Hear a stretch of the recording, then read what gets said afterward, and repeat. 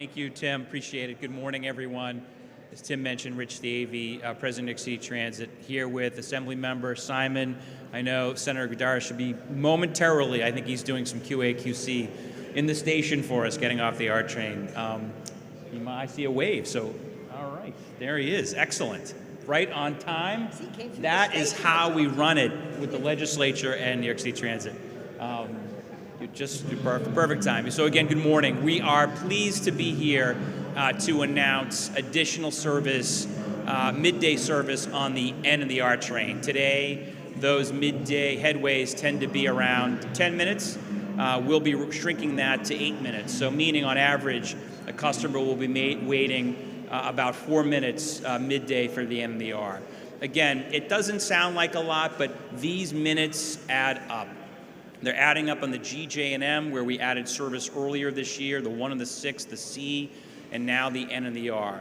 We're doing it for two reasons. One, because our customers continue to tell us that they want faster, cleaner, and safer service across New York City Transit, and that's what we're delivering. Here, faster service on the N and the R, and they continue to tell us that one of the top things that will get them to ride more is shorter wait times. And so looking at ways that we can, with our crewing and with our equipment, add service. But the second reason why we're here is the two people behind me and who they represent. The Assembly member and the Senator have been stalwarts to push for better public transit, not just in Brooklyn where they represent, but across the city of New York. And we would not be here without the governor and the legislature's leadership. They added not only dollars to make sure that our budget challenges were addressed, given that we're only at 75% customers back from pre-COVID, but also to add dollars that we could add service, which is what New Yorkers have been asking for.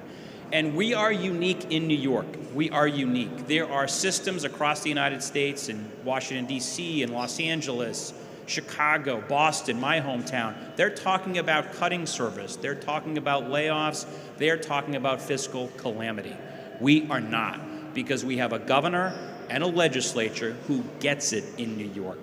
I'm delighted to have them both here. I'm going to first ask Senator Goddard to say a few words and the Assembly member. But again, we wouldn't be here without their leadership and support for public transportation. Senator? Thank you. Thank you, Rich. Good morning, everyone. It is so great to be here. And I want to say I was not late because of the subways. I was late because I had to drop off my son at daycare. So it's not a subway fault. It's really exciting to be here because, as Rich said, this is what riders have been calling for, quite frankly, a very long time. I represent the entirety of the R line from Bay Ridge to Borough Hall. I represent the N line, the D line, all of the lines that service Western Brooklyn and Southwest Brooklyn. And the joke for a long time has been that the R and the N stand for rarely and never. But those days are over, because now we know that with the right amounts of funding, we can actually improve service so that people don't have to wait 10 minutes, 12 minutes for an R train. Not everyone works a 9 to 5. Some people work a 10 to 6. They work 11 to 7. They have to go to school in the middle of the day. They have to go to a doctor's appointment. They have to go see friends. They have to go shop. People are using our subway service system at all hours of the day. And so to just have a system that's designed to help commuters doesn't cut it anymore in the year 2023. And so by improving service, by running trains more frequently, no longer will we have to tell riders they have to wait for the rarely train or wait for the never train.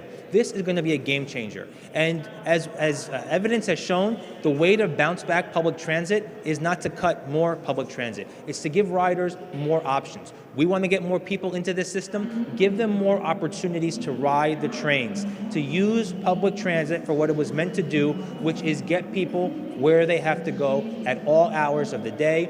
That's what this announcement is all about, and that's why we fought so hard, along with my colleague here, Assemblywoman Joanne Simon, in the budget this year, to not just save the MTA's budget, but also to make sure that we allocated funds to improve service for people who need it most, and that includes the N and the R riders who get service throughout Brooklyn. So I want to thank the MTA, I want to thank Rich for their partnership and for helping us deliver this on behalf of our constituents. And as a rider myself, I'm excited to take advantage of this increase in service as I go back and forth across my district throughout Brooklyn. So thank you. Thanks, Senator. And as mentioned, Assemblymember Joint Simon is with us as well. She gets the gold star not only for attending a number of events that we've asked for subway and bus. We were together just 2 weeks ago in downtown Brooklyn talking to Brooklynites about our new fare evasion, not only fair fares, but fare evasion. But she has been, again, a stalwart for public transportation in her district and across the city. We're really pleased to have her here today. Assemblywoman, please. Thank you, President Davies and Senator Gennardis. I'm really happy to be here today because it's one of those subway announcements that's a good one. We're improving service, we're improving reliability during the middle of the week and during the middle of the day when so many people actually take the subway. I live not far from here. I'm very lucky. I have a choice of a lot of different trains that I could take, no matter where I'm going. But usually the train we try to avoid has been the R train, but mostly because it's been very slow and unreliable. So this is something that really makes my heart beat faster because we'll have better service and more reliable service and more frequent service on the N and R trains, which really traverse so much of the city, and we need to rely on these trains. And I also want to send a message to everybody to come back and take the subway. You know, we really lost a lot of ridership during COVID, and people were very concerned. I took the subway the entire time during COVID. The subway is safe. It is cleaner than ever. The trains are running faster and more reliably than ever. But really, the subways are the lifeblood of New York City, and this is a very vibrant city. We want to keep it that way, and we want everybody to come back to the subways, feel safe coming back on the subways. You can get where you need to go, for whatever reason it is. Take the New York City subways. Thank you.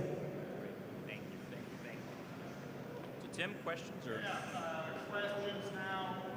Let's start with Newton Jones Market down there, the third. NJ. Oh, wow.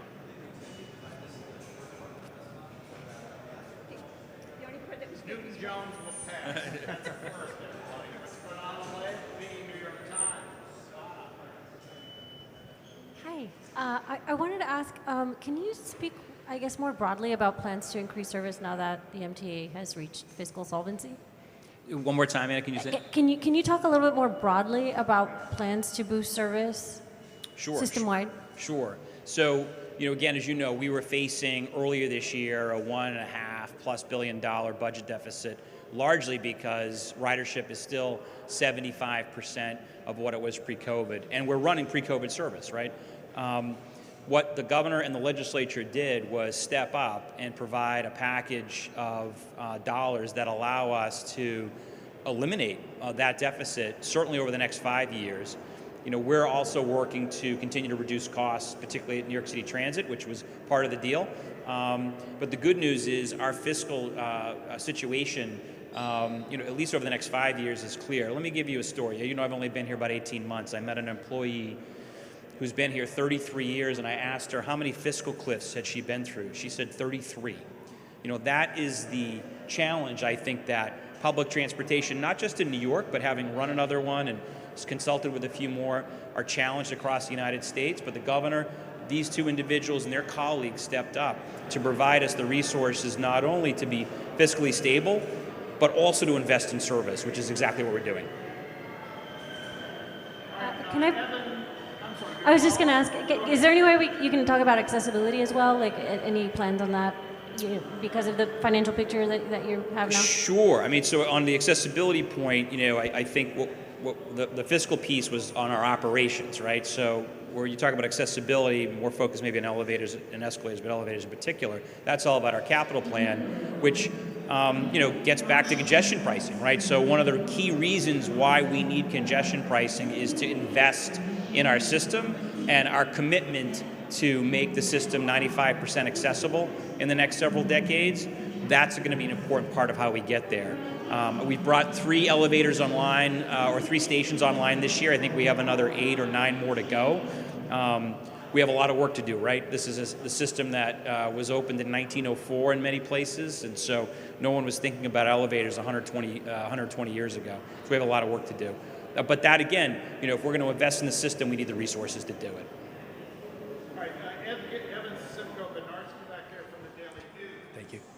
Hey, Rich, how you doing? Good. How are you? Doing well, thanks. All right. So, back in napkin math, right? $35 million from the state, by my count, a dozen lines that you're able to increase service on. My understanding from previous press conferences is this is, largely staffing is sort of the ceiling here. Is that what it's going to cost going forward if you want to include, faster service on other lines? Is it about $3 million a line to staff it?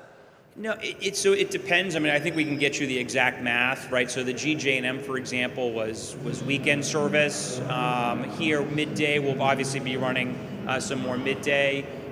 It's really three places where we're looking at. So one is crews, as you mentioned, and we continue to hire aggressively for more conductors and train operators. I think you know this. You've covered us quite a lot. Train operators take about 9 months to train. Conductors, more like 2 months. So they don't grow on trees. We have to invest in that. That's one. Two is our equipment. I think eventually there'll be a ceiling on how much service we can run with the trains that we have. That's not an issue today. So there's more room to grow without adding to our fleet. And the last one is a construction, right? So no secret that we have a lot of construction happening across the system, particularly nights and weekends. And so we want to make sure we can run the service we advertise. So there's, in some respects, no reason to be adding service in places where we have acute capital dollars, at least today. All right, other questions? Anybody? I can hear you. When you start running up against signals as an Yeah, issue. okay. Thank you. When do you start running up against signals as an issue? I know CBTC on the 8th Avenue line is sort of a priority right now.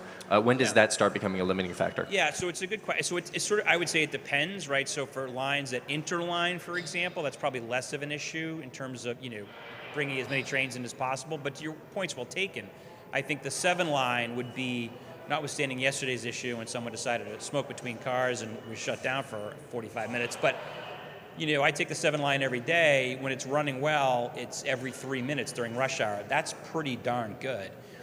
That's because it's a CBTC line. And so as we roll out CBTC across the system, communication-based train control, we'll be able to, basically move trains closer together, right? Today, our signal system, think about it as like, there's a red light, green light, and, traffic flows as opposed to like there would be on the street. Tomorrow with CBTC, trains can actually trail together behind one another much more closely and safely. So eventually that'll be a challenge, but I think, as you know, we're investing a lot of money right now in CBTC to make sure that that's not the issue in the coming years. All right, back to the West Coast now. We got 2, John 7, eyewitness 2. Great, thank you, Tim. Mr. Davey, I realize that you run a subway system, but can you take the 33,000-foot view for us and give us your overall sense and what your studies are telling you about the change in ridership patterns, where you're seeing more ridership, where you're seeing less ridership, just sort of from the bird's eye perspective, if you don't mind. Yeah, sure. So I think as we look at ridership, it is proportionally coming back, meaning that during the pandemic and early on, we were seeing a more acute rush hour in the earlier mornings, suggesting that blue-collar workers. We're starting to see, though, that the rush hour is coming back in the 8 and 9 a.m. as well. So it feels like,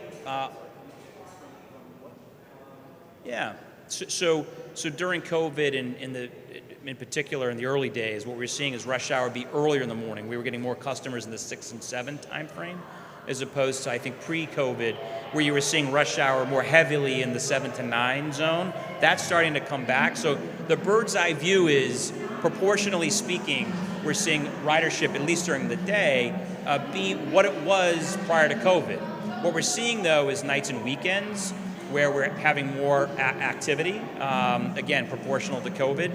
But I think the bottom line is, and I've said this last year when I started, I can't control the work from home phenomena, but what I can control is faster, cleaner, and safer. And I want to take those excuses off the table for employers and employees who, when they come back, hopefully next week or in 2 weeks, when kids are back to school, they'll see over the last 3 or 4 or 5 months that we've made our system faster, cleaner, and safer.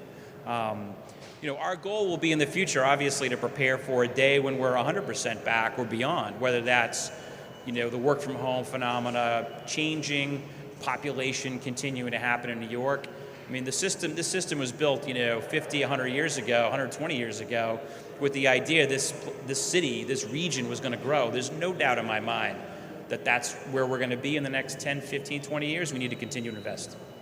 But in terms of the patterns that you're seeing more ridership at night and on the weekends, and it's coming back slowly in, you said, the 7 to 8 time frame?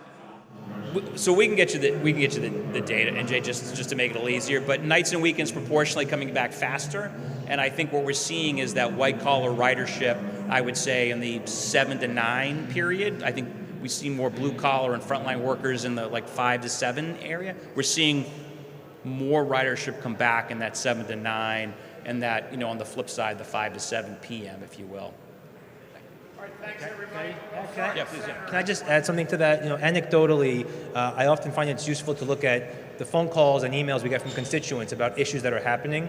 And I would say before the pandemic, during the summer of hell in 2018, 2019, we had the rescue plan for the MTA, the reform package. All the calls we used to get were about the rush hour commutes, people complaining about waiting on the platforms. Now, anecdotally speaking, we get more phone calls and emails about middle of the day service, which tells us that that's when more people are actually using the system than previously. And so that's why today's announcement is actually really important, because there are more people. I can't tell you offhand how many calls we've gotten, but we've gotten more calls than before and more emails than before for people who are using the system between 9 a.m. and 4 p.m., the middle of the day, or the middle of the weekend, the middle of a Saturday, than previously. So that tells me that more people are using that system on off hours, which is why boosting service during this time is really important for those commuters as well.